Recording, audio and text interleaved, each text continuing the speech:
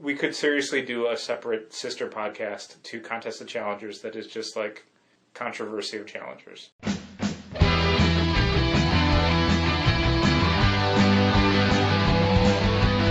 From Challengers Comics and Conversation in Chicago, this is Contest of Challengers.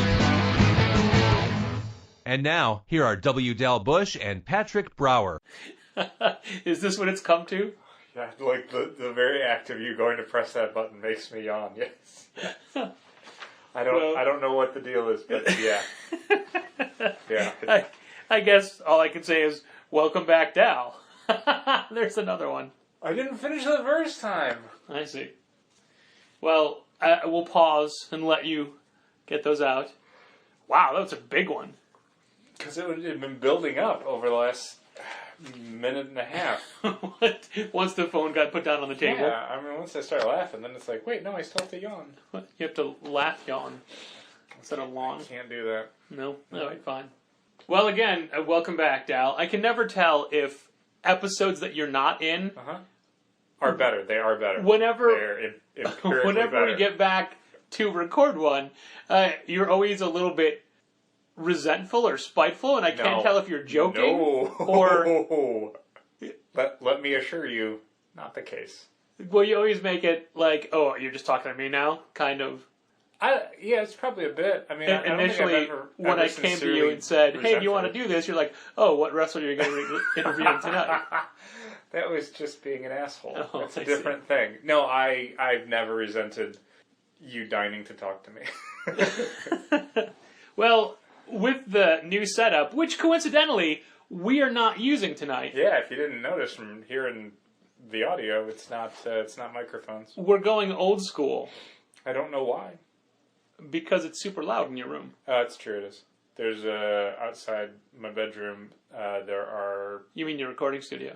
My booth. There are multiple parties? Or folks outside loudly talking? You don't eat eggs often. I'm sorry? You don't buy or eat or cook eggs. I don't do those three things, but I would say I eat eggs. Sure, but you don't ever buy eggs. Correct. So what you need to do is start buying eggs. Okay. Like, I don't know, 8-10 dozen a week. Mm-hmm. And I don't care what you do with the eggs, but keep the cartons and stack those up against your walls. Just staple them to the walls? To soundproof it. You know, I have a pretty firm idea on what a new bedroom setup is going to look like, so I might have to incorporate soundproofing into it. That's a good idea. Before I start making any purchases. Although, to be fair, the egg cartons from back in the day were better for soundproofing. Sure. Why, any KISS historian knows that... Or historian, if you will. Their recording studio was... floor-to-ceiling egg cartons to muffle the sound. Sure. Which also... The sound of the recording or other things? Exterior sound from bleeding in, interior sound from bleeding out. Okay. The specific sounds of what, Patrick? are unnecessary. I feel like this is a Gene or Paul invention that happened to have success with the band, but wasn't solely intended for musical recordings. One of the drawbacks of using egg cartons is, as you know, eggs can crack. Plus, it smells like eggs. And leave residue in the carton itself, and that will attract roaches when you're in downtown New York. Sure. So that was always a factor. Okay. But anyway, we are back to recording Contest of Challengers in the actual recording studio that we had painstakingly built. Yep. And from the ground up. I do think that because of the setup that we are not using but can use, and ironically... The week that Artie Philly graciously gives me a new microphone to have a better microphone than the crappy one I was using is the week we don't use it. Of course. But I feel like there will be guest stars a little more regularly. Okay. Now that you can. And now how. now that I know how. Yeah. And honestly, one of the things that we do when we record is we jokingly call it our bonus Patreon content, but we keep recording after we're done because... For whatever reason, the program I use has a tendency to cut things off. And it did cut off part of my conversation with Kofi. Oh, man. But we were done.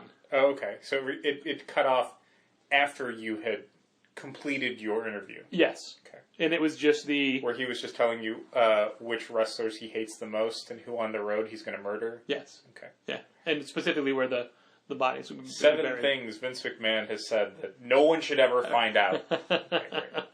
What I'm interested in, and that episode, it came out, literally it was recorded, edited, and put up, and I knew it was, we didn't do an episode ourselves last week because I knew I had Kofi set up on Monday. Okay. And I don't want to, do 2 in a row. Okay. And even this, from when we did that one to this one, it's a little short of a time span. Sure. But I can talk.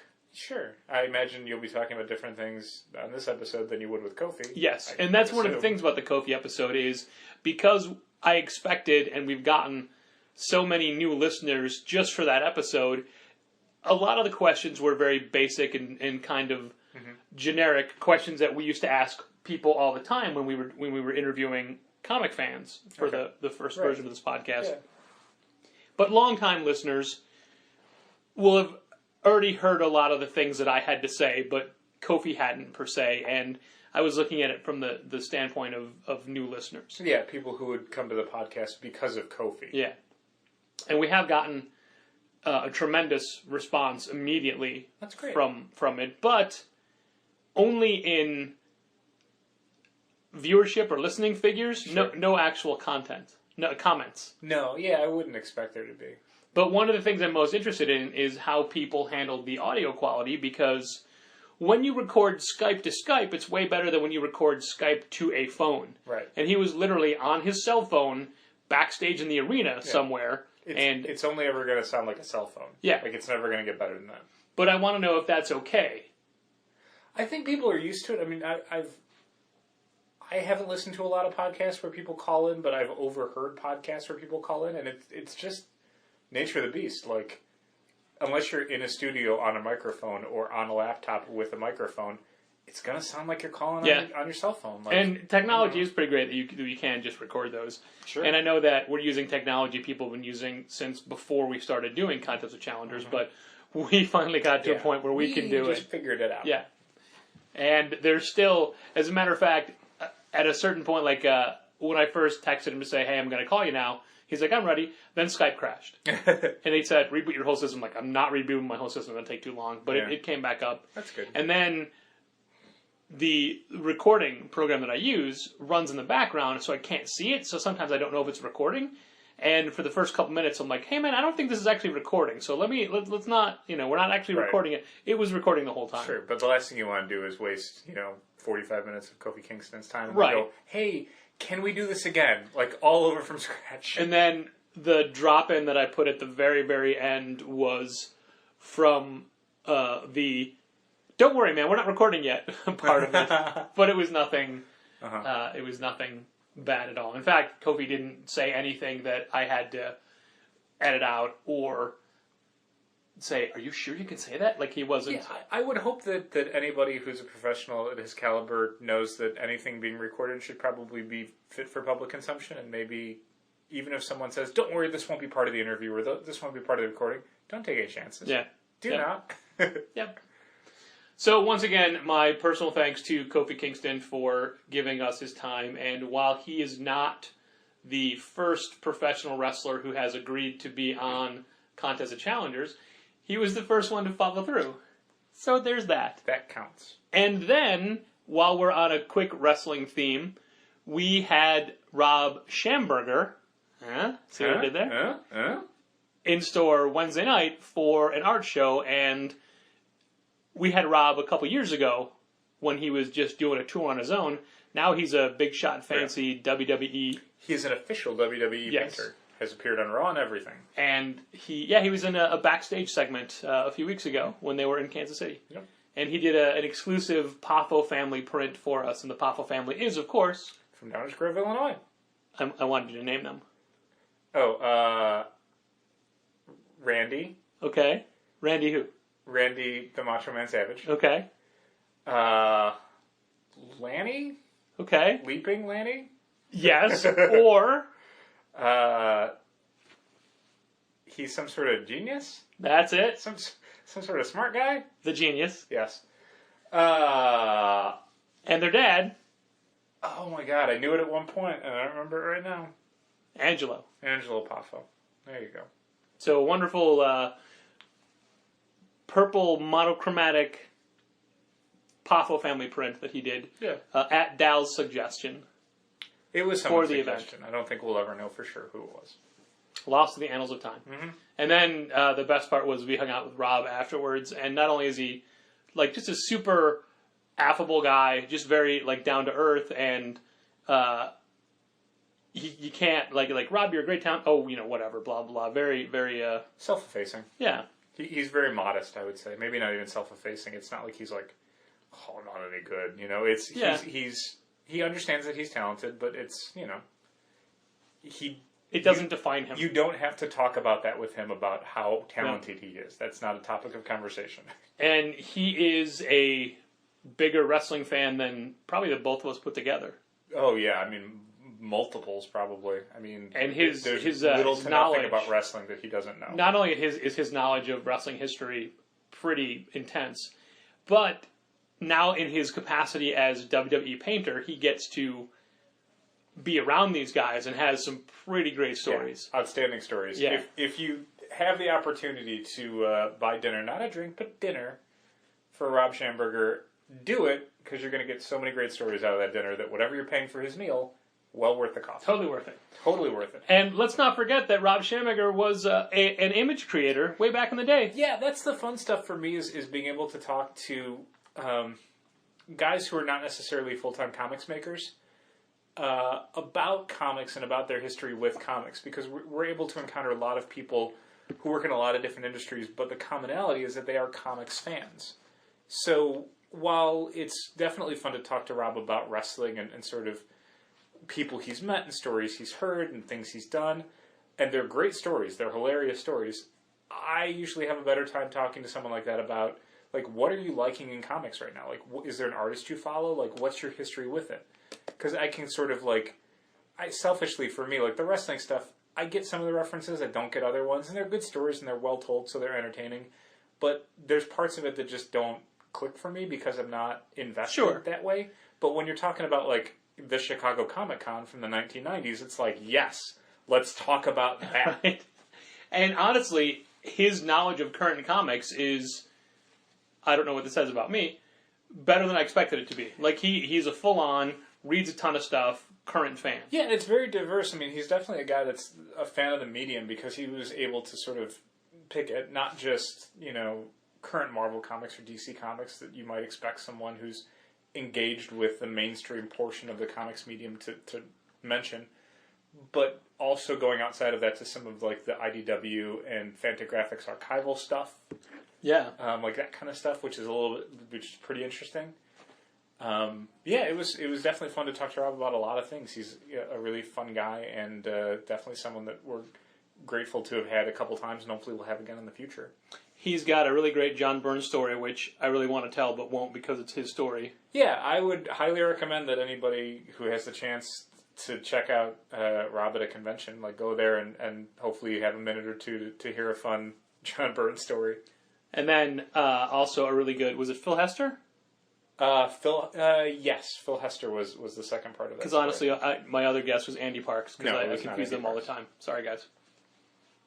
Yeah, Rob is, we have creators in from different aspects of the comics industry regularly, and it's interesting to ask them about current comics because so many of them are niche-oriented in what they follow. Yeah, I find that a lot of comics professionals that I talk to, the only things they follow regularly are books their friends are doing. And it's honestly the same for a lot of retailers where the problem is you're so busy working in comics, you don't really have any time or energy to enjoy comics. Like, I know a lot of retailers who spend so much of their work in comic shops or managing comic shops or doing the work behind the scenes to own a comic shop that the last thing they want to do with their free time is read comic books. Like, it means a different thing to them now. They're not coming at it from fans like, oh my god, I get to read all these comics. Like when you first start in a comic shop, it's decades down the line where you're not resentful necessarily, but your relationship to the medium is very different than it was when you were younger. And a lot of creators who have been in the industry the same amount of time have those same issues where they're so nose down trying to make these books that they don't necessarily, kick back and read stuff for fun. Like, they're too busy doing their own books, checking out their friends' work, going to conventions, doing interviews, managing their social media profiles, talking to companies, pitching on things, that they don't really know current comics anymore unless it's something they're directly involved in or their friends are involved in. So it's fun sometimes to get that, like, somebody who actually is as engaged with it as you would like them to be. It's also interesting when you find people who are almost as equally engaged as you are, because on a certain level, we are this engaged because, well, we're fans, but it's our job as well. Sure. Like, you read a tremendous amount of comics each week. I like comic books. But I also sometimes wonder if you do it for enjoyment or for work or for both. Both. I've said it before that I think there's definitely things I read because I feel like I have to. Definitely a lot of first issues where normally, if it was my money and my free time, I would say, no, it's okay, I don't care. But if it's my business, then I want to at least be aware of it. Sure. Maybe it'll shock me. Maybe it'll be awesome. But if that's, money that would go towards rent, I may not want to take that $4 risk. Like, I didn't love the first issue of Island, but we got the second issue in it as a PDF, and I read through that. And Simon Roy has a short story in there that's awesome, but it's also part one of a multi-part story that will not be continued for another 3 months. Oh. So it's like, great. Whoops. And that's an $8 book, and while I like the Simon Roy story, I didn't really like anything else in it. And so it's cool that I was able to find that out, but I'm glad I was able to do that essentially for free. And while we often badmouth the lack of previews from Marvel, our pick of the week this week was the Secret Wars, Secret Love. Yeah, I gotta tell you, like, almost, not every week, but multiple times a month, I'm frustrated that we're not able to get Marvel First Looks anymore, because if that had been one of them, I would have ordered a bunch more, and we probably wouldn't have sold out on Thursday. Yep. Like, and now we're not going to have it for 5 days, and we could have had more than enough if I would have been able to see inside and see how good the stories were. Just showing me a creator list doesn't do it. And like a couple sentences that might tell you 3 of the 5 stories is insufficient for me to really get behind it, because it's a $4 anthology comic. I gotta see it. Yeah, a $4 one-shot anthology. Yeah, that ties into a Marvel event. I mean, that is not a recipe for high sales normally. And keep in mind, that's on the heels of the 4-issue Secret Wars Journal and the 4-issue Secret Wars Battle World. I don't know which of them are going to have stories that are good or bad, so I need to read them. Guardians Team Up, I always want to say Marcus Martin, but it's not. It's Paulo Rivera. No, not Paulo Rivera. No. It's the other guy. Yeah, right. It's the She-Hulk artist. Yeah. And he did the Hawkeye. He did the tape episodes of the Hawkeye. He did issues 5 and 6. Do you have a Hawkeye trade? Yeah, I do. Or a hardcover? You must. He's going to be on the spine here. His name I always forget. Javier Pulido. Yes. God damn. Javier Pulido did a Guardians Team Up where I have kept myself awake at nights trying to remember his name as I'm drifting off to sleep. I'll think about like artists or something, or I'll think about something. You know how sometimes you're trying to remember the name of someone who's in a movie or a TV show? Like, I'll do that sometimes with artists, and Javier Pulido it just drops out of my brain. Yep. Javier Pulido did a really excellent Star-Lord Spider-Man one-shot Guardians team-up story, but all we ever got to see was the cover and the credits, and I like him a lot, but you never know how the stories are going to turn out, which is why you want to read them. And then by the time you find out, it's like, oh shit, we don't have enough of this, and we're going to sell out in 3 days instead of in 7 days, or 3 weeks, or whatever we thought we were ordering. So frustrating. Anyway, I'm sorry. We got off topic. We did, but far enough that I can't remember what point I was getting to. Mm-hmm. So I don't think it's... You were saying something about us getting previews of stuff? No, it was before that. I was going to reference that it's always interesting when talking to people like Rob Schamberger or Christopher Daniels when you feel like they can do your job as well as you can, and they're masters at what they do. Mm-hmm. And you think, maybe what I'm doing isn't that special. Or that difficult. Because they can do it. But that just shows how wonderfully talented they are. And I when I say there will be other guests from around the world, hopefully, on this podcast in the future, not immediate future, but in the future, I don't just mean wrestlers. Okay. I mean creators or other retailers, or like literally the sky is the limit. Cool. And one of the things I want to start doing is to hype signings, talk to those people ahead of time. Sure. I definitely look forward to having those episodes off. Hey, wait a No? minute. So, to recap something that we had talked about a few weeks ago, we went into detail about what it would take for us to get the hip-hop variants just for the first round of all new, all different Marvel number ones. And considering there will be over 5 months worth of these. yes. And what we are, as we're recording this, this is the day that the November orders are due. No, October. Orders are due. And this month, as opposed to most months, you've heard us talk about how difficult it has been to order. Well, this is the point of time where all the retailers really start to get vocal on the internet about having to do this and what it takes and what it entails. Yeah, because, and I'm sure we've talked about this before, the ordering window is technically a month. We get the catalog and the order pack, and then we spend a month, and then it's due. We call it the order pack, but that's just from that's just habit. Weird terminology. It used to be a thing. It used to be the file was called order pack, like that was like the extension or whatever. So we still call it that. I don't know why. That's with a PAK, not like Greg Pack, not PACK. So, but even though you have a month, pretty much every retailer does it in the last 5 days because you have to spend most of that month getting orders and feedback from your customers so you can actually do your orders. And also you get an additional month to get sales data from previous issues so you have something to build these 2 months from now orders off of. So yeah, the last 5 days is really when everyone in the country, even if they haven't cracked the previews catalog before then, is really starting to become aware of what a month's orders look like. I always plan to start early, and I never do, but I started last Wednesday. And I started it immediately with a post on Facebook saying, hey, I'm about to start the monthly orders. Please, God, everyone distract me. And I got some pretty great distractions, too, which made it even longer. But then I held off on doing the Marvel orders, not because it's crazy big, but because I wanted to actually do all the numbers for the hip-hop variants.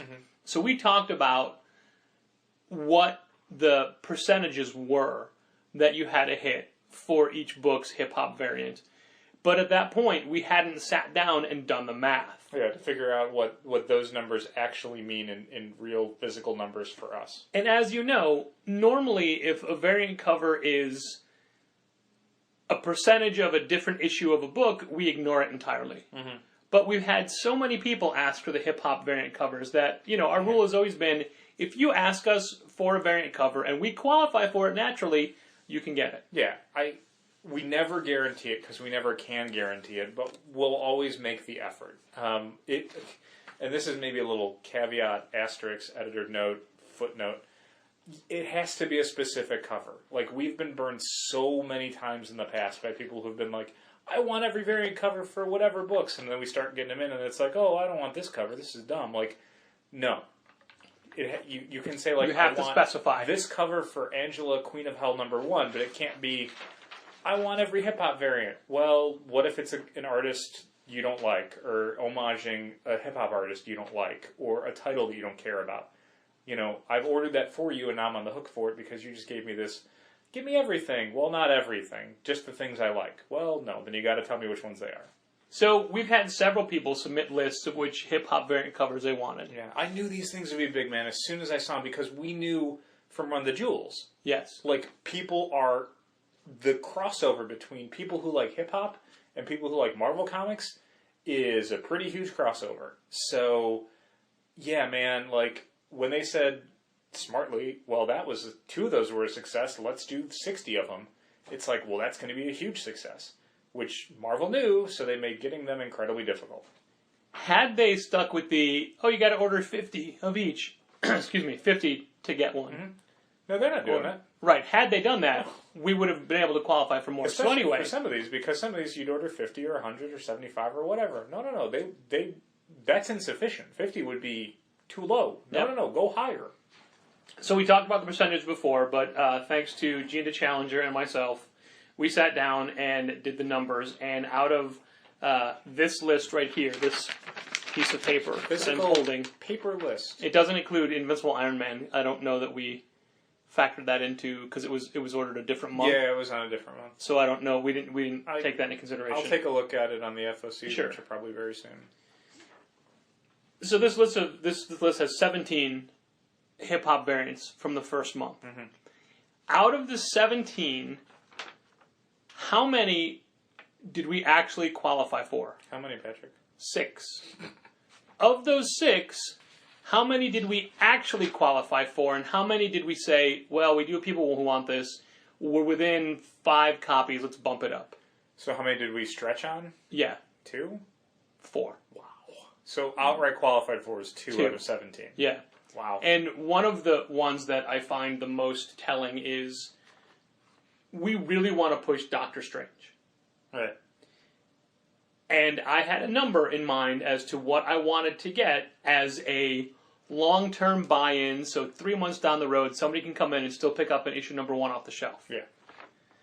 That number was 26 copies below what we had to hit for the hip-hop variant cover. Wow.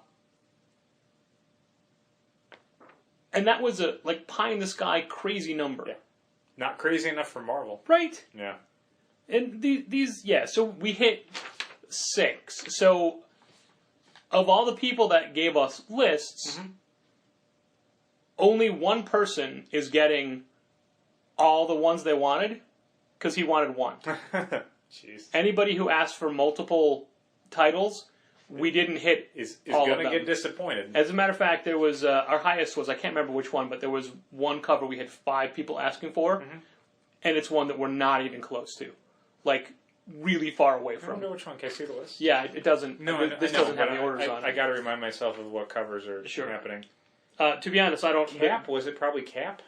Maybe it could have been Cap. I feel like it's probably Cap. But yeah, Cap is a number we're not getting close to. And right before we started recording this, I was talking to David Harper from Sketched. Okay. He's got another piece coming out about what we're talking about right now, the Marvel ordering hassles for the month. Sure. And I completely just lost my train of thought. Whoops. Talking to David Harper about the same thing. So, I mean, a lot of this was fresh on my brain.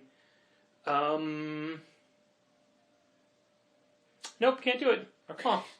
Sorry. Well, this is a terrible...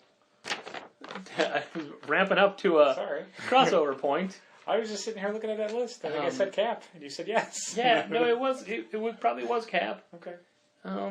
Yeah. No idea. Chris Butcher from The Beguiling had an 11 tweet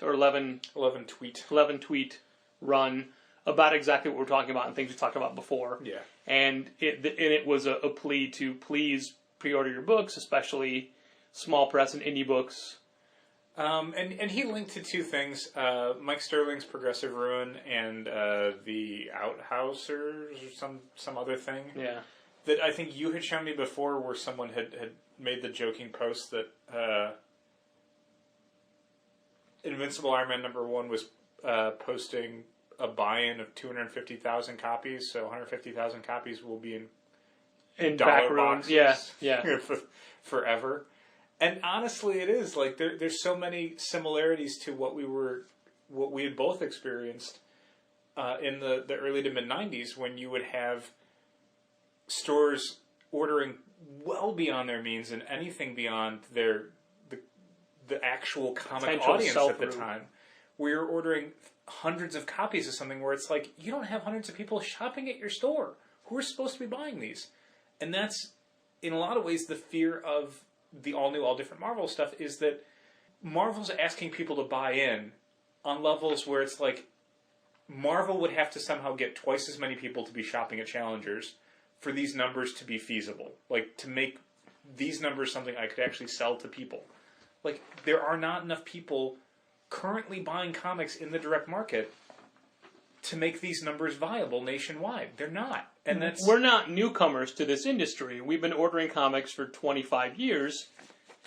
So you can't just come in and say, no, you have to, trust me, order 200 more copies. No. Yeah, who am I selling them to? It didn't work when Valiant tried it a few years ago. No, it's not working now. It doesn't ever work. And what it takes for something like that to work is for Marvel as a publisher to outreach to a larger audience, not just putting the onus on direct market stores and saying, well, buy enough copies and then you can sell them to people. Well, how am I as a small business going to be able to get people to know about these things? Like, Facebook ads ain't going to do it, man. You're a major company. You're a major publisher. Like, when a Harry Potter book came out, it wasn't down to individual stores to advertise it. You know what I mean? Yeah. You've got a major publisher that's printing millions of copies of these books. Like, you need to tell the audience these things exist. It's not on Regal Cinemas to do TV advertising for when Guardians of the Galaxy comes out. That's on Disney. Disney's got to do that. And it doesn't seem like that's happening in this case, at least not so far. Marvel can always get USA Today or whatever to run a story on, some minor thing or some reveal of a character. And they keep promoting Iron Man #1 not only as their new flagship book, the book that everything else will revolve around, but also, you won't believe the shocking last page of this first issue, which of course there'll be stories in USA Today, like you just said, the day before, and that may drag people in for the event, but not for the quality or not to come back. Oh, I can't even speak to that necessarily. Maybe it's a great book, we'll find out.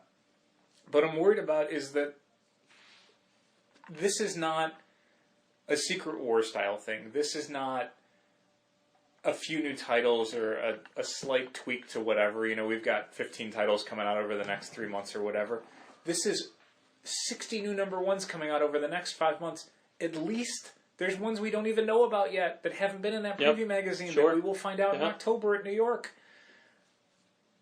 I want to see some commitment from Marvel to not just say, we'll give you an additional discount if you order more. I want to see a commitment of, we're going to tell the world about this. We're going to make sure that people know that these comics are happening and that they can go get them at comic shops. We're going to let them know that these stories are important or that these characters are new and that if you've enjoyed any of our movies over the last 10 years, here's where you can jump onto the comics. I've always said that the money that they spend on promotions inside the industry, like always giving us postcards. We're getting a new previews magazine, I think, next week or the week after. Stop that. Take that money.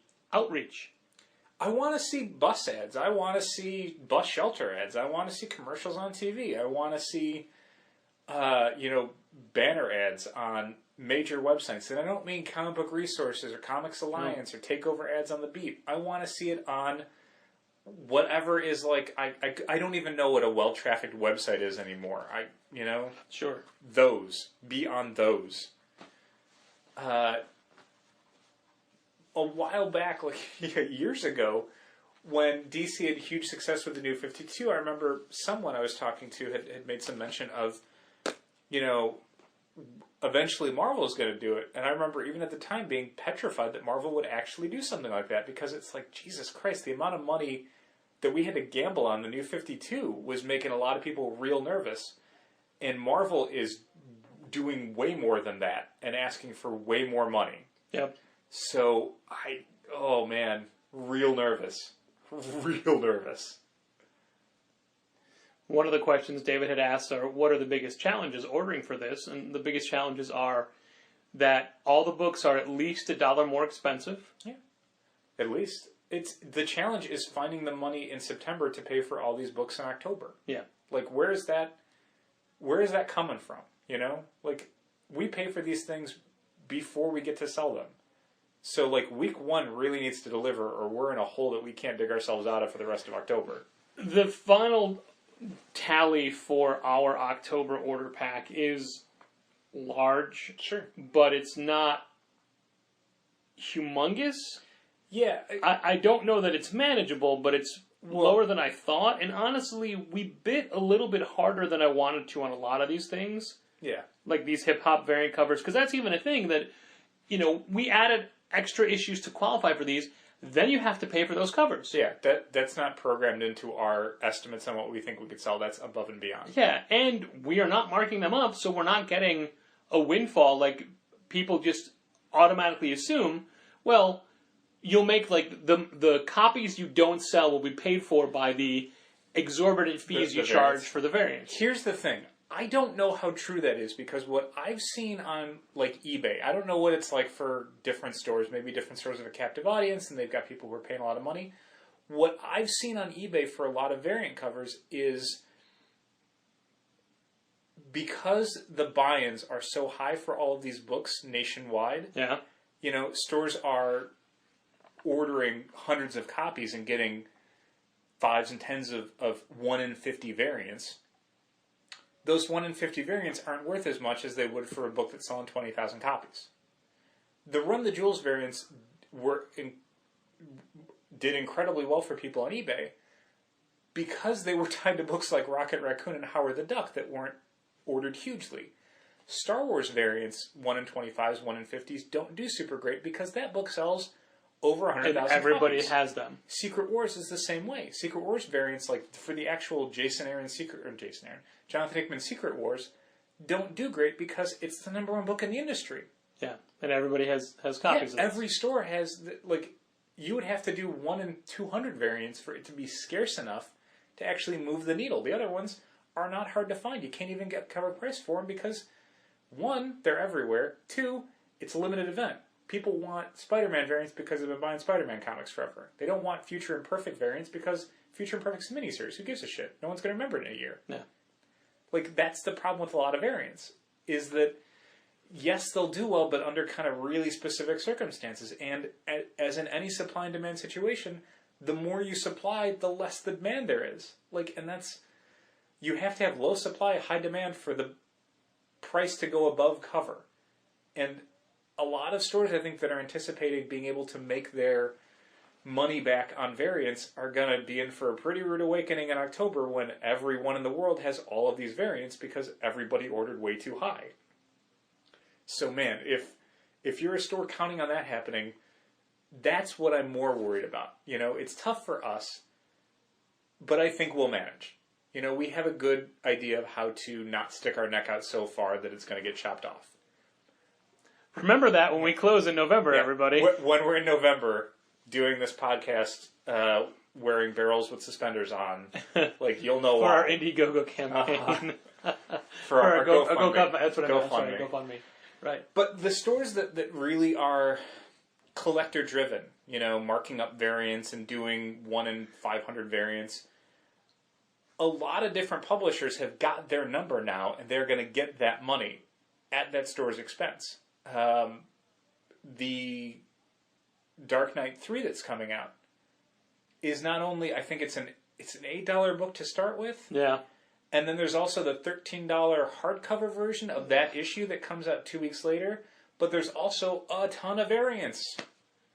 That we will not be carrying. No, God, what was the number on the Jim Lee one? Was it 1 in 5,000? 5,000, yeah. There's a 1 in 5,000 Jim Lee original sketch variant that some stores going to try and qualify for because they think, well, if I can flip that thing for $10,000, then I can surely eat the 3,000, 4,000 copies of this book I'm never going to sell. For the record, if anyone listening to this wants a Jim Lee sketch cover of Dark Knight 3, The Master Race #1, and is willing to pay $10,000 for it, tell us. We'll make sure to get it for you. Not for $10,000 we wouldn't. Oh, it's 12, right? What was it? It's an $8 book that we would have to order 5,000 copies of. Oh. Was okay. It? Well, you just said 10,000. I was just reading what you said. Was it 5,000 copies? Yeah, because Deadpool is 4,999. Yeah, but that almost feels like... Yeah. Even that one doesn't seem like it could possibly be true. I'm going to look it up real quick. Because we had broken it down, and it was like... I thought it was $12,000, we'd said. Yeah, well, and that would be at cost, so I think we were looking at, I think it's maybe 3,000 copies? Okay. Well, 3,000 is the normal Marvel threshold for an exclusive cover. But while Dal's looking that up, another thing that I want to point out from what retailers have been talking about, specifically trying to order all new, all different Marvel, is that most of them are taking a bath on Secret Wars, and Secret Wars sales are terrible for them. But I don't find that the case for us. I think we have a really good handle on a lot of the miniseries numbers, and of course the main series itself. I mean, if people were taking a bath on Secret Wars, they wouldn't be up to a 4th or 5th printing of issue #1. second and third prints of 2, 3, and 4. It's 5,000 copies for Dark Knight 3 number 1. Yeah, that's why. Okay. Fucking insane. Yeah. Oh my god. Yeah. Well, keep your phone out and do the math. Of how much it would cost? Yeah. $20,000. We would have to sell it for $20,000. Okay. Because that would So if pay anybody 4 or 5. wanted it for $10,000, forget it. You're not getting it. Yeah. Well, our rule has always been for insane variants like that. If you want to buy 5,000 copies, we will do 5,000 copies at cost, and then you can just have the variant. No, we won't do it at cost. Oh, okay. Shit. Then, 'Cause then we it's make nothing. That's $40,000. Yeah. If you want to buy 5,000 copies It's $40,000 for the cover price, okay. you will get No. the variant for free. 10% off. Yeah. Okay. You're right. You're right. The club discount. Yeah. So, if you want to do, what? Jesus, what does that work out to? $36,000. We'll get you the Jim Lee cover You will get the Jim Lee variant for free. for free. Yeah, Absolutely free. we'll just toss that in for you. Yeah. $36,000. Write it down. However, Cash or cashier's check only. I'm sure there will be a or at tremendous 3% for PayPal fees. I'm sure you're not going to get the no, for Square fees, not PayPal. Oh, I'm assuming this would be someone who would I not see. even be in there. No, okay, that's fair. I'm also assuming we're not going to get the Jim Lee variant the day that the number 1 ships. Shit, actually, now that I think about it, you'll get a bunch of variants. You're going to get a whole bunch of variants. You're going to get 1 in 100 variants. You're going to get 1 in 25 variants. Like, shit, yeah. You're going to get a whole bunch of comic books. There's a whole bunch of variants. Yeah, but we have to pay for those. At this point, I would toss them in. If Okay. If someone's willing to pay $36,000, I will eat a few $100 All right, for you the know what? variants. I'll tell you I what. personally will do it. I'll tell you what. Put it on my tab. We are breaking a rule right now. We are breaking a long-standing Challengers rule, and I'm going to be generous and discount it even further. Oh my god, we didn't talk about this. I quit. $34,999. Wow, you're kicking an extra Yeah. $1,000 off. Yeah, God. taking an extra $1,000. We're taking a bath on this one. Yeah. What were we talking about before we start talking about Dark Knight 3? We're talking about, well, we're going to talk about Dark Knight 3 a little more, but basically how most stores are saying they're taking a bath on Secret Wars, but we're not. I feel like a lot of stores probably were ordering it for the variants and then finding out the variants weren't moving, and now you got all these comics you can't sell and variants that no one wants. The retailers when we were that ordering comics we thought people wanted to read. The retailers that were comparing the sales to Convergence, I think, are most likely they have some sort of weird disconnect between what they think they can sell and what they can sell. Because even though Convergence wasn't a huge hit for us, we didn't take a bath on that either. No, we managed our expectations. I really don't want to cast aspersions on stores I know nothing about, and we've talked about it before. Every part of the country has a different kind of store it can support. Things we can do in Chicago we couldn't do in Downers Grove, and things you can do in Downers Grove you probably couldn't do in Moline or in Tulsa or in Seattle or in wherever. Every part of the world needs a different kind of comic shop. That said, there's a difference between being a comic shop and being a collectible shop. And we never wanted to be a collectible shop. Never. So we approached Secret Wars with a bit of skepticism because we didn't know what the books were going to be like. And then once we saw they were good, we got behind it and promoted them. And we promoted them to comics readers, saying, these are good stories and you should check them out. Even if you're leery of the Secret Wars concept, let me explain to you why I think you specifically will like reading this comic book. Not, you should buy this because it's a number 1, or because you buy Marvel comics, or don't you want to get all the Marvel comics, or whatever. We sold it as a comic story, and we ordered it as a comics story.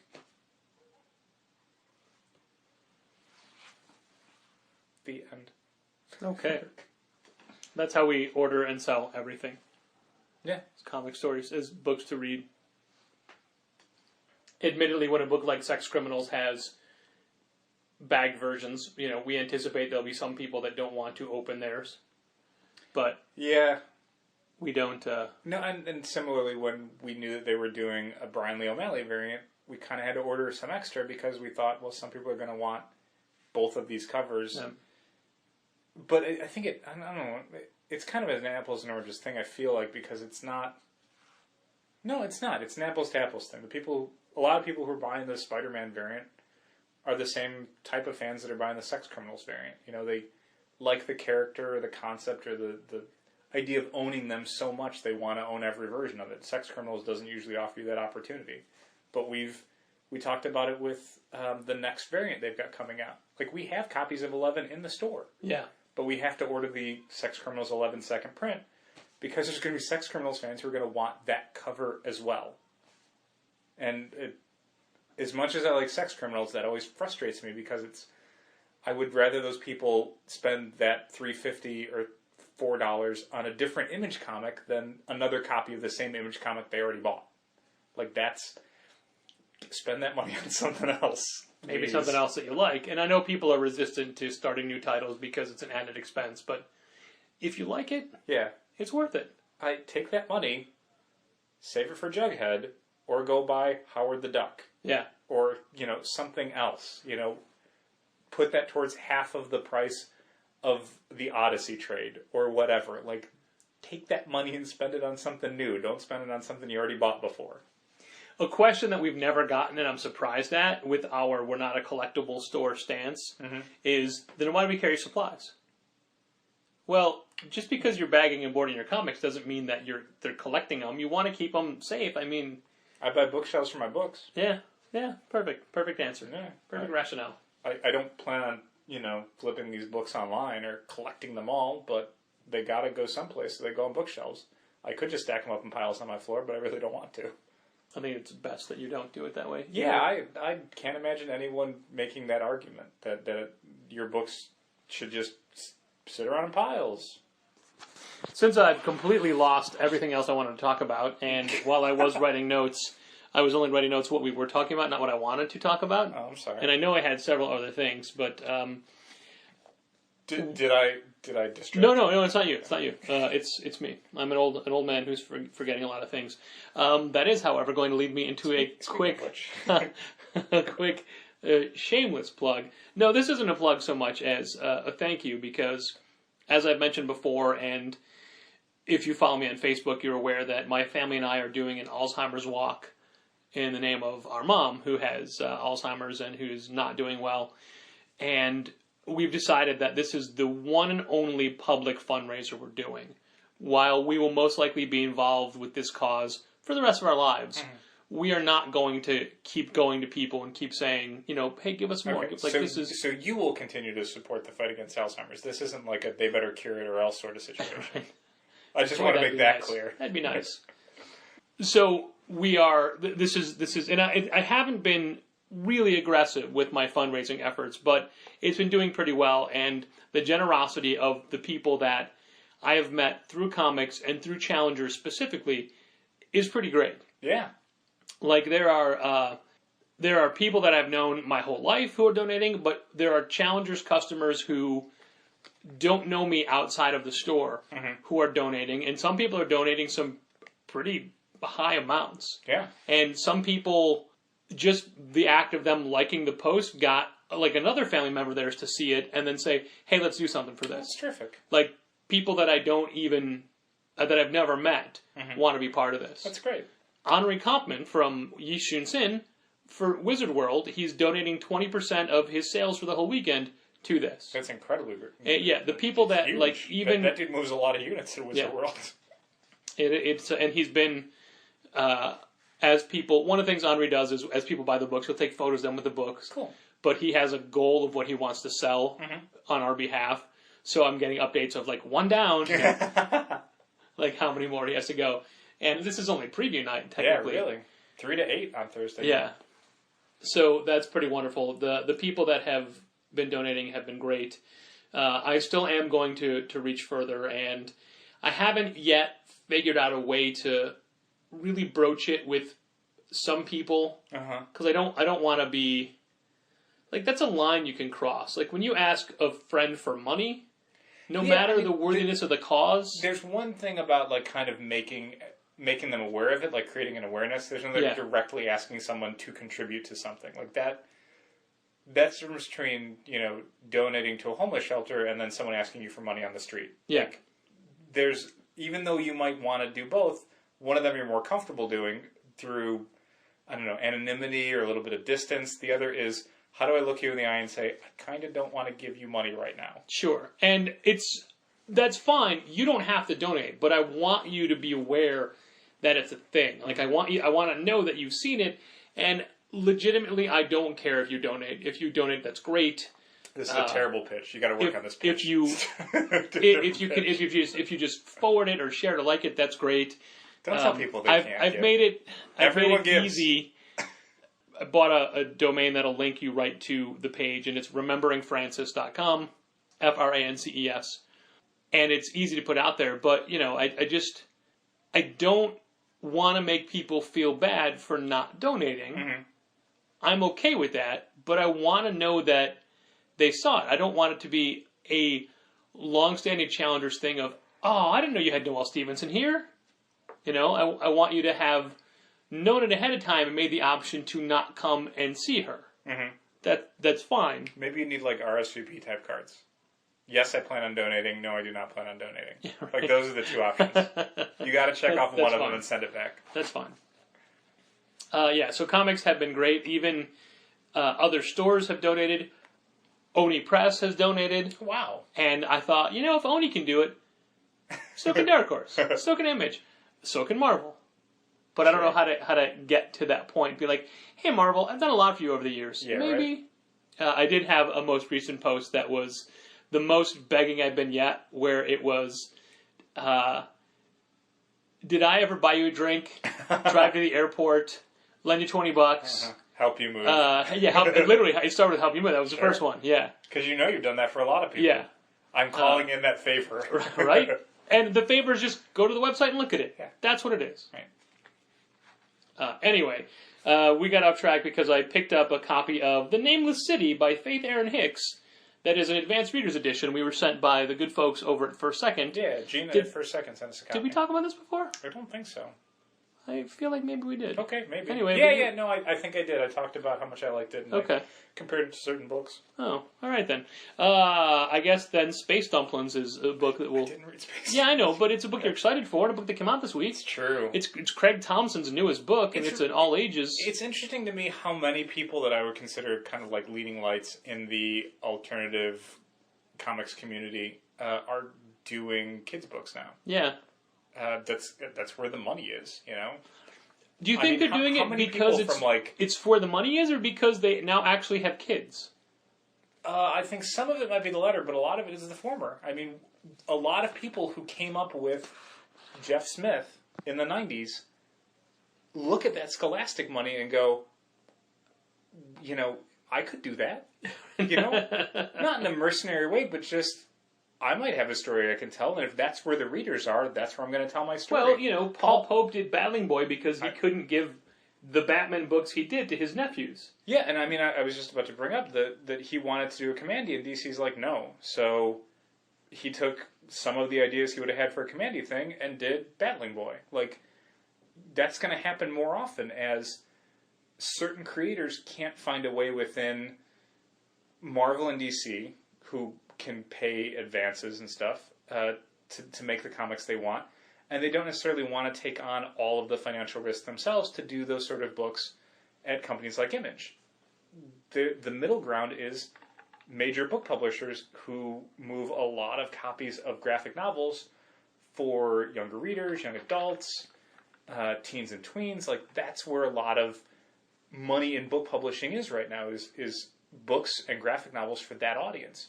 So there's definitely money to be made there, and money that artists can receive to work on the books they want to work on. And I mean, I would never suggest for even a second that a book like Space Dumplings doesn't mean as much to Craig Thompson as Habibi or Blankets. Sure. It's just working different muscles and doing different books. But, I mean, some of it does have to be a realistic consideration of, you talk to different people in different parts of the industry and you find out kind of what's available to you. And, if First Second or Hyperion or HarperCollins or whatever, puts a card in your hand and says, hey, you want to do a book? Let me know. You remember that when it's time to do your next book and you want to be able to pay for food and shelter and all the things you like in your life. Those are important. Harker Vagrant can be your day job and your passion, but you can also do The Princess and the Pony. Sure. I think there's a lot of people that want to work with talents like Faith Erin Hicks and Kate Beaton and Jeff Smith and Paul Pope and Craig Thompson. So with upcoming, there's more. There's always more really good all ages material coming out. Mm-hmm. Is there a bigger name creator who you are anticipating their all ages work? To all ages work? Not really. I mean, honestly, like if you take the 1-2 punch of Craig Thompson and Paul Pope, like those are pretty big names. Yeah. For them to decide to start doing more all ages work. Chris Ware probably. That would be pretty eye opening to see him do an all ages project. I don't know if it would necessarily be received well, but sure, probably. I asked this question with an answer already in mind. Uh-huh. I'm interested in Judd Winnick's series that's coming out. Oh yeah, okay. Which I can't recall the name of. There's probably somebody that was on a docket of stuff that was coming out, and I've forgotten about it until I see something more, fully realized. But yeah, it seems like not a month goes by where there's not a really good all ages book by a big name creator. There were a couple in the last previews that, in fact, I think I had missed and you had caught. Who did the Baba Yaga book that just came out? I can't remember. Oh yeah, I don't remember, but that we should have more of that. We have like 3 copies, or 4 copies. But it was I think it was the woman who did Through the Woods. I gotta look that up now. I'm glad I brought my phone. I'm glad you brought your phone as well. Not having tabs open in front of us. Emily Carroll, maybe? Am I thinking that? Yeah. That's right, it's Emily Carroll. Let me see if she is the artist who did Through the Woods. No, but if she's the one who did the Baba Yaga book. Oh, gotcha. That may be a thing I'm not positive with, but we do take a chance often on unknown creators doing all ages books, and we've talked about this before, where it's hard to get kids into a property they never heard of. But when it's a series, it seems to have a little bit more of a pull toward them. Kids will want to know that there's something else coming next. Granted, they'll want it the next day, right. And it may take 2 years to get another amulet in their hands, but regardless, they definitely want series more, and I feel like if we can, there's a lot of all ages books that we have that once we sell them, we won't necessarily restock because we can streamline a little bit and keep going with more of what will become more known quantities as these series get more and more volumes. And also with the way the shelves are racked currently in Sidekicks, they're good for all the volumes visually in one specific area. Also, I was doing that whole bit trying to give you more time. I'm trying. And you haven't found yet. It's amazing how hard it is to stall. Baba Yaga's assistant. Okay. Is what it's called, I guess. Which I thought it had a different... I didn't think it was assistant. I thought it was something else. It is Emily Carroll. Okay. But I went to Emily Carroll's website, and it doesn't mention anything about the book. Oh, well... So I had to type in, Baba Yaga graphic novel, and then it came up. It was written by Marika Makula and illustrated by Emily Carroll. Okay. I'm glad I wasn't crazy about that. When I went to Emily Carroll's website and I didn't see a list, I'm like, oh my god. Maybe you were cursed by Baba Yaga. Who have I confused with Emily Carroll? Nobody. I confused Emily Carroll with Emily Carroll, and she should really update her website to have more links to her imprint books that people can go buy. This is a fun point in the month for me because the order pack was just turned in, and we don't even get the new previews till next week. Yeah. So there's no pressure, and the pressure builds slowly over the course of the month. This is when everything kicks off for me. Yeah, so there's that.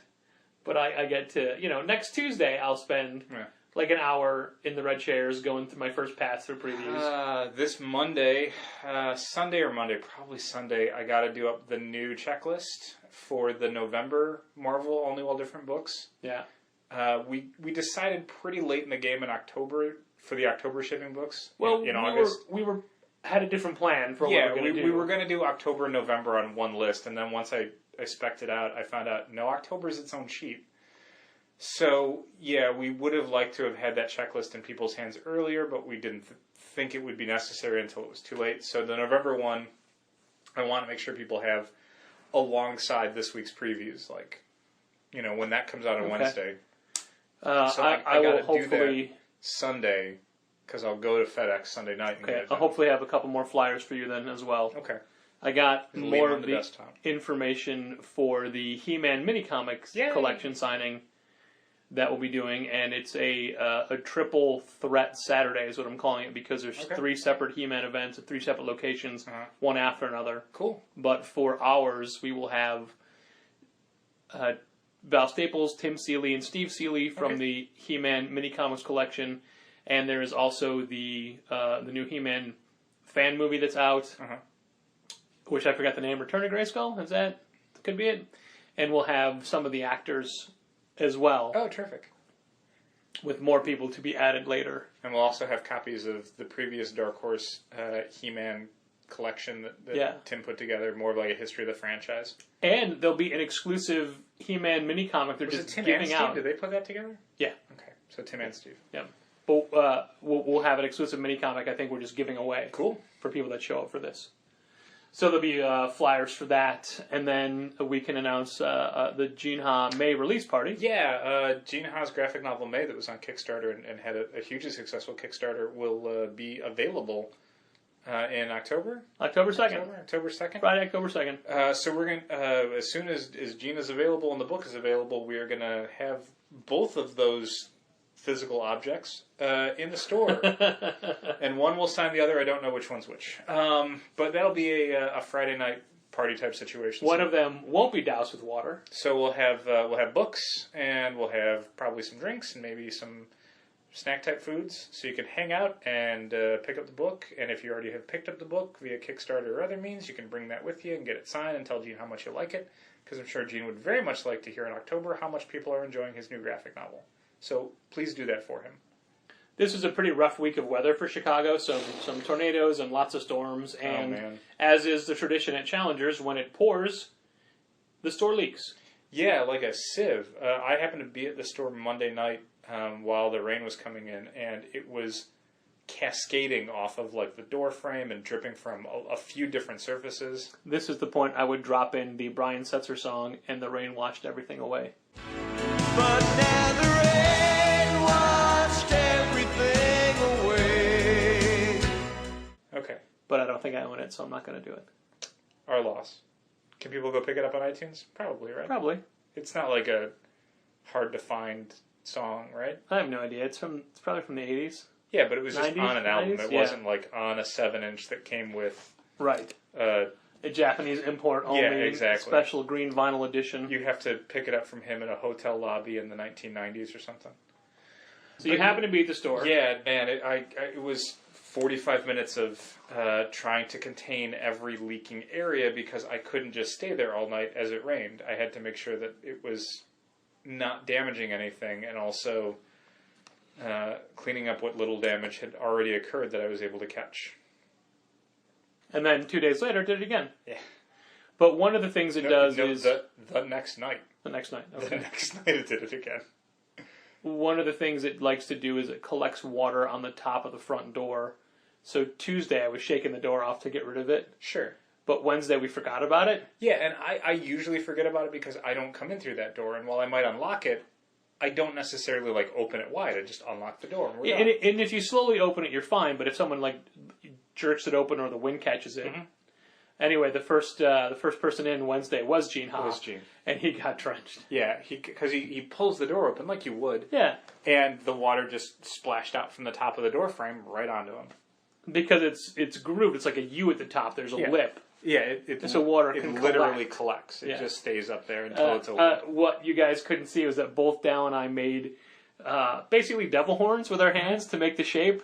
This is where it collects, is between this finger and this little groove here. So we simultaneously made devil horns. Sure. Yeah, that's pretty great. Ah, good times. Good times. Yeah, sorry, Gene, and happy birthday. Yeah, happy birthday. He got his birthday dousing. Yeah. He literally thought it was a prank we pulled on him for his birthday. Well, because I covered for us. Yeah. But when it happened and he looked surprised, I shouted, "Happy birthday!" Because it was his birthday, and we both knew that. But then we had to explain to him that no, it was not a birthday pranking. That was just the water because our building is built badly. Yep. And maybe we'll finally get that fixed, but I'm not hopeful. It's been 2 weeks since we recorded last, and I feel like that we actually had a break in the horrible controversies or public outrage. Incorrect. Oh, really? Nothing I really want to bring up. Oh, okay. I mean, it has reached a point now where it is a daily occurrence, where there is some controversy. I like the way you pronounce that because it sounds like contrived. Yeah.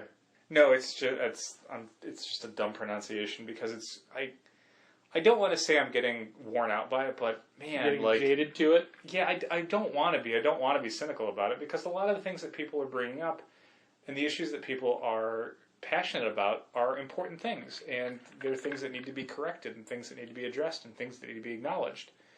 But again, when it's daily, when there's a different thing each day where it's like this person said this thing or this company did this thing, and it's just,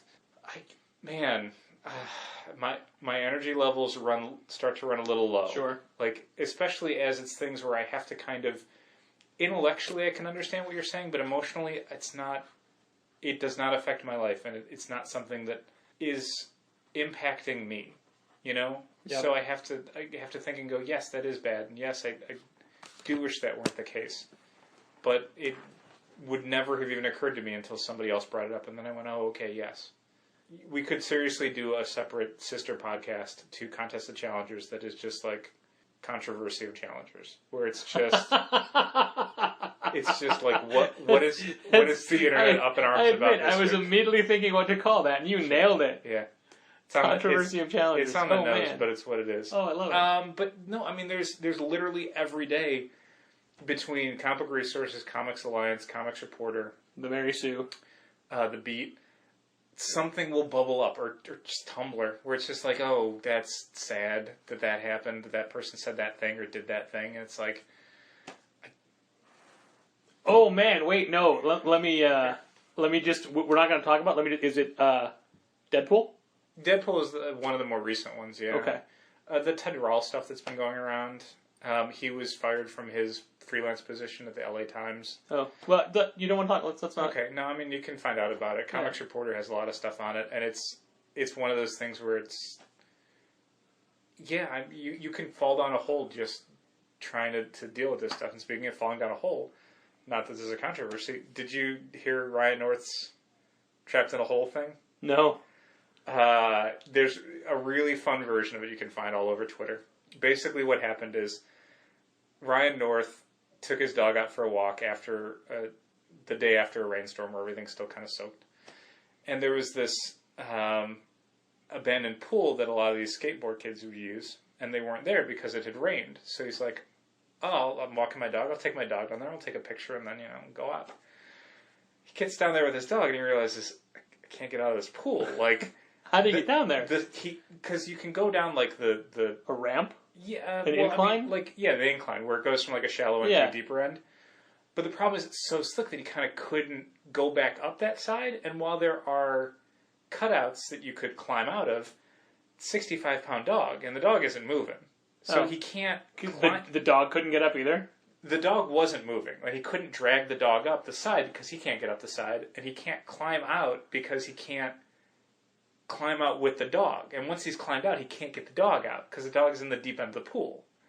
So he basically goes on Twitter and says, like, I'm paraphrasing because the help, I'm stuck in a hole. Yeah, it's basically like if you were stuck in a pool with your dog, how would you get out? And people immediately start to approach it as a text adventure. Like, they would give commands like search the area. Like, he's like, the only thing that's in the pool is puddles, me, a dog, an umbrella, and I guess I have like a pocket computer because I've got my phone. So people would start on Twitter like pitching in like, all right, try doing this. And he's like, I tried doing that, I can't do it. Like, again, like climb up the sides, can't climb up the sides. All right. I would climb up the side and then try to get the dog to like, come on, boy, come on. Again, dog's not moving. So like he tried all of the like, how can I get the dog out? Like the do we know why the dog wasn't moving? Dog's bored. Dog didn't care. Yeah, but once you get out of the pool and you're like, okay, I'm leaving, the dog would come after you. I don't know if the dog could get up the slick side of the pool either. That might be another. We'll assume that he can't. Yeah, if Ryan can't get out that side of the pool, I assume the dog is having the same difficulty. I think the dog would have a way better chance with his padded feet. And one of the other possible solutions was leave the dog there, go get help, or go get like a ladder. Well, one, Ryan North doesn't own a ladder for some reason. But for another, like, if you went to go get an object that he could climb out onto while holding the dog, he's leaving the dog alone in the pool and doesn't want to do that. Sure. So that's, that's out of the question. So it's people proposing a lot of things, like make a sling out of your shirt. Like, 65-pound dog is not going to fit in a sling I made out of my shirt. Like, I have to say that that's like a full-size diamond box. He should be able to put a 65-pound dog over his shoulder and climb out of the pool. I wonder if the fact that it's a moving, living creature makes it more that's difficult. true. And if it's cutouts versus a ladder, that's a different thing as well. I mean, a 65-pound inanimate object is easier to carry than a 65-pound animal. Sure. So eventually, like, people suggested of stuff that wasn't working. What the one suggestion that ended up working was take the umbrella, tie the leash to it, get out of the pool, use the umbrella on the leash to get the dog, to pull the dog up and pick the dog up and get it out. And it worked. Oh, actually, you can, that's a good idea. You could, if you tie the leash umbrella, you can, like, walk the dog to the... Well, assuming the dog couldn't get up the incline, this allowed him to reach the dog in the middle of the pool still. Okay. And pull the dog to the side where he could then, from the outside, lift it up, or at least get it up farther the wall so he could carry it out the rest of the way. I don't know exactly how I did it, because you're dealing with Twitter and you're dealing with still photos, so there's not like some, documentary of like, here's how I did it. Like, so that whole quest is what it ended up being called. Kind of took over Twitter for like a day, and Ryan North has been interviewed a bunch of different places, like both comics and non-comics, of people like, how did this happen? One site that had ran a news story on it, he'd retweeted it and had suggested that he would have also accepted an alternate headline that read, local man fails at walking his dog so badly it ends up on the news. I gotta tell you, that was a pretty great story. Yeah, it's fun. He did a Storyfy of it, where it's basically like all the relevant tweets in a chronological format, so you can kind of see how it developed from I'm stuck in a pool to like, and some of the other stuff was like, I don't want to call the police, they'll get me out of a pool with my dog. Like, we can do this, internet. Like, collectively we can get me and my dog out of a pool. We can do it. Good job, internet. You proved and your worth for a day. The internet did. Like, someone eventually managed to get there. Okay, so this week's Contest Challengers theme... I'm sorry, not Contest Challengers. This is Contest Challengers. What's happening? This week's Challengers Assemble theme is one that I thought was super fun, and even I had a good time with, was based off of the hip-hop album covers.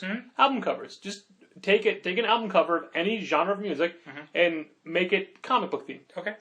And I've only seen 4 entries so far, but they're great, and there's no repeats. Cool. It's super fun, and I almost want to say, let's do it again. Yeah, let's keep doing it. But here are my choices for next week's theme. You get to pick. Okay. It was going to be Next Wave.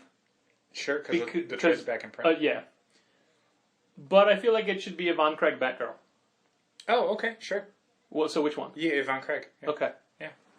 I like Next Wave and everything, but... Sure. No, Yvonne Craig. Sorry, that'll definitely be it. Sure. Lastly, I wanted to see if you wanted to talk about an article you sent me about different people giving their idea of a perfect comic shop. Oh, yeah. And just about how... Trouble with comics. I'm diverse. not familiar with it, so I followed the link from, I think, Comics Reporter, probably. Okay. But they had a roundtable question where it was, how would you describe your perfect comic store? And they asked people who were, I assume, largely bloggers or journalists, and then they asked a few people who were retailers.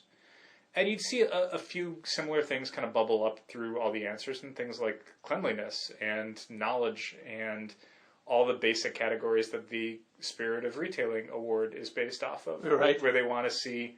community involvement. Yeah, basic things where it's like, are you running events? Do you have a well-lit store? Can I find your store from the outside? Do you know what you're selling? Do you sell a lot of different kinds of material? I found it interesting that a lot of people flash back to the stores they shopped at as kids, which A, don't exist anymore, right, and B, wouldn't be able to survive in this current marketplace climate. Yeah, there's definitely things that I saw where it's like, I see why you would think that, but as a store that couldn't succeed. Like,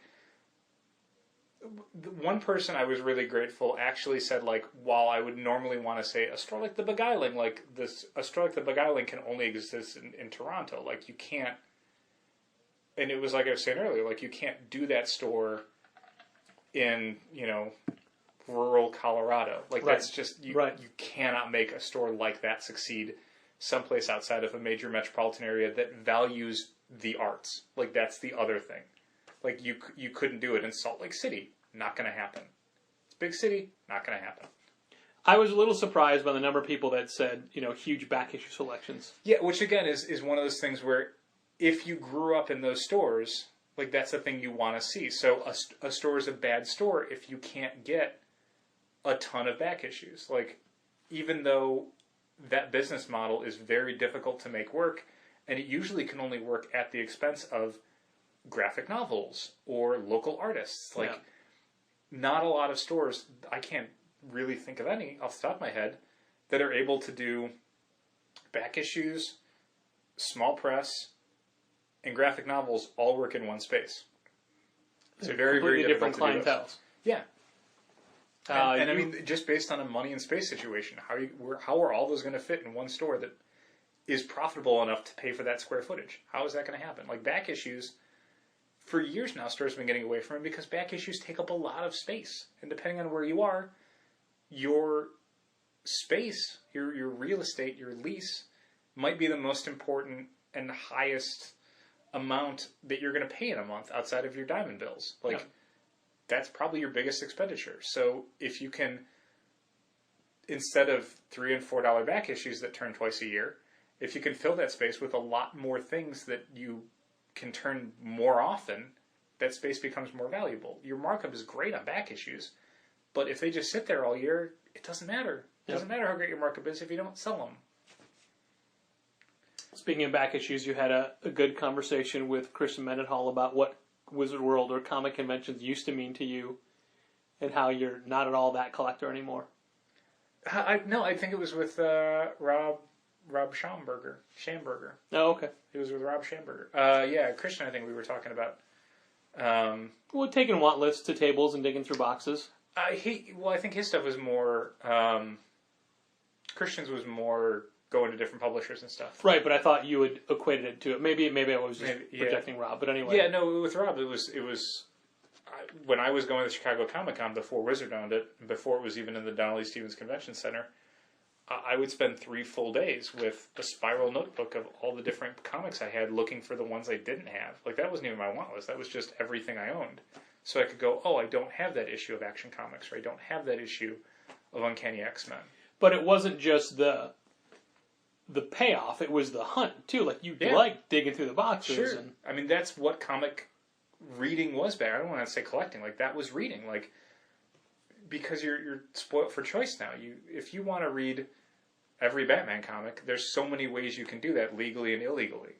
Back then, if you wanted to read every Batman comic, you had to buy every Batman comic. Yeah. And your local store was your only avenue. Like, eBay wasn't even a thing when I was collecting comics as a kid. Like, you were so grateful when you would be out with your family on vacation or something, because there might be a new comic store there that might have back issues that your store doesn't have. And the comic convention was the only other way to do that. Like, that was people from all across the country bringing their comics to your city.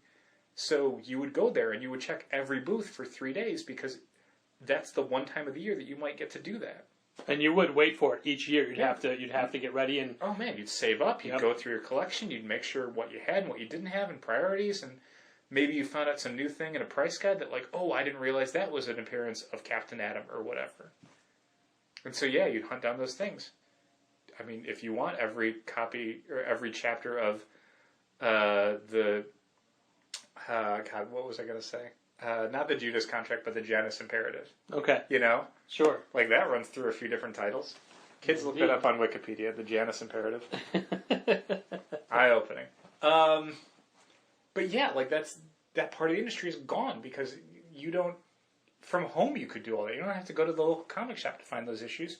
You can go on eBay, you can go on Comixology, you can go on Pirate Bay. Like, you can find whatever you're looking for immediately without having to go anyplace. So comic conventions by their nature can't be, bringing around all these back issues, because no one needs to go to comic conventions for back issues. And comic stores eventually became the same thing, where it's like, I don't need to have these issues here because I've got these graphic novels and I don't move these back issues often enough to pay for the space they're taking up. And anyone who would want to buy them will just go on eBay or any number of online back issue vendors and buy them that way. Yep. Yeah. But if you want new comics and graphic novels, you can get them at Challengers Comics and Conversation We've in got Chicago. so many of them, and they're so good. More all the time. So good. And I can't believe there's a new Craig Thompson graphic novel this week and a new Jason graphic novel this week. That's right. nuts. Had you read Jason yet? I didn't, nor Craig Thompson. Soon. Right. I read Island today and I read Birthright today. And I want to say that's probably it. Birthright is the end of the second arc. Yeah. It's good. I kind of wish that it had committed more fully to some ideas. Okay. I don't want to say I felt like they copped out, but I feel like they copped out a little bit in the story. I hope it's just a bump in the road, but sometimes you feel this lurch between where the story was going to go and then when it became successful, where else it could go. Well, I thought it was a pretty decent reveal at the end of the most recent issue. Yeah, but that was what was so disappointing. Was I wanted it to be not another like, ha-ha, still evil or whatever. Like, all right, great. No spoilers. Great. Thanks for listening. And keep reading comics. This has been Contest of Challengers. Thanks for listening. Keep reading comics. Challengers is located at 1845 North Western Avenue in the Bucktown neighborhood of Chicago, 773-278-0155. You can visit Challengers on the web at challengerscomics.com. You can direct email to challengers@challengerscomics.com. You can become a fan on Facebook at facebook.com/challengerscomics. And you can follow Challengers on Twitter at twitter.com/challengers. I know I had a bunch of stuff to read, but I really haven't. Today specifically, I didn't really work through anything. And I watched 2 episodes of Show Me a Hero. I don't know what that is. It's the new Paul Haggis, David Simon HBO 6-part miniseries. Oscar Isaac, Catherine Keener, Alfred Molina. It is about not that reality show with The Rock. the desegregation of Yonkers in the late 1980s. Okay. It's excellent. I mean, it sounds boring as hell. No, it's like The Wire, where if you explain it, it's like that sounds like the most boring thing. But when you get into it, it's like so compelling and so. The thing that makes it so good is not just the acting, which is great, but it's written by 2 guys who are journalists. So they're dramatizing something, but it's something they know intimately because it's based off a book, and they also went back to Yonkers to talk to a lot of the people involved in this to say, okay, well, what else can you tell me about this? Like, what else can you tell me about your life that wasn't in the book or that happened in the area? Or talk to people who weren't even in the book. Like, what do you remember about this situation? Like, what color can you add to this story that might not already have been reported? So it's not like an oral history. It's a dramatization. Okay. Yeah. So it's a 6-part miniseries of recreating this time. Yeah. Oscar Isaac. You might know him as Poe Dameron from Star Wars: The Force Awakens. Probably where you know him best from. Or Llewyn Davis. And The Force Awakens is... It's the new Star Trek movie. Catherine Keener. You might know from Adaptation. Yes, no, I know Catherine Keener. Alfred Molina. You would know best from Coffee and Cigarettes. It's got. No, I know Alfred Molina best as the bad guy in Chocolat. Bob Balaban's in it. John Bernthal, because it's, I guess, a thing. So John Bernthal's probably in it. He's TV's Punisher. I was going to say, does he play a vigilante? No, he plays a lawyer for the NAACP. Can I just say how it is a little much of a letdown to see the Punisher just in jeans and a t-shirt? And not even a skull t-shirt, just a t-shirt? You watched season 1 of Daredevil. How long did it take him to get a costume? Right, but I mean, at least like black jeans. Not blue jeans. Get black jeans and I don't know. You know, the shirt can come. We already made the jokes about sweat sticks. Like a blood, like somebody's head explodes. He puts his hands out, and so the blood splatters him. So it's a negative image skull. Well, that's fine. I just assume he'll be like, after beating up a bunch of dudes on the street and like barely walking away with his life because he's so untrained, like he just goes back to his flop house and like sits there and like, I don't know how to strike fear into these criminals, and like a skull comes flying in through the window, like, oh yes, nice. I will become a Punisher. I thought it was going to be a bystander say, That guy kills like a Punisher. Uh-huh. Don't punish me, dude. Yes. I watched so many dumb ways this can go. Did you see the most recent Netflix tweet picture? Probably not. Controversy? No. The costume. Yeah. Yeah. So people were like, it's a different color. And then, like, I guess people looked at it again differently and went, no, it's the same costume. It's just like the Gladiator's going to be in the next season. No, man, it's just a picture. It's not a clue. Not everything's a clue. That was things we were talking about with Rob Schamberger, how he does a web series called Canvas to Canvas where he paints. Mm-hmm. And people will see things in the background of his studio and say, oh, that's an upcoming storyline. That's a plot. That's a plant. Sure. They put that there to let you know it's going to be happening. No, that's just what's in my studio. Yeah, I want to say George Martin had done a thing where people had presumed some comment of his with some hidden clue to when the next Game of Thrones book was coming out. And he's like, I don't do that. Like, it'll come out when I tell you it's coming out this month in this year. Like, you'll know when it's coming out. There is no hidden anything. Like, don't do that to yourself. No. Don't disappoint yourself. I watched an episode of Mr. Robot this morning, so I'm only one back. Yeah. And it had a big reveal in it. And I got to it right before it was given to us. Okay. And then there's a quick cut, and I'm like, why did they, like, end the episode there? Like, we only have very brief time left. Why not just end it there? Because there's a bigger reveal they hit you with that Double I twist. Didn't get. Which should have been obvious after the first one, but you were just reeling from that, thinking, "What? How? I'm why?" I'm going to ask you this question, and it's going to sound like a joke, but it's really not. Is there a Ms. or a Mrs. Robot? I don't feel like I can answer that without revealing part of the show. Is that seriously a thing? Like, do we find out that there is a Mrs. or a Ms. Robot? I don't want to elaborate on my answer. Okay.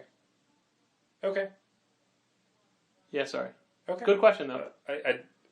It was something I was going to say as a joke, and then I'm like, no, I'm really curious. For the record, there is no character named Mr. Robot. I thought Christian Slater was supposed to be Mr. Robot. Christian Slater has a jacket that has a Mr. Robot logo on it, like he was a computer repair guy or something. But nobody ever calls him Mr. Robot? Yeah.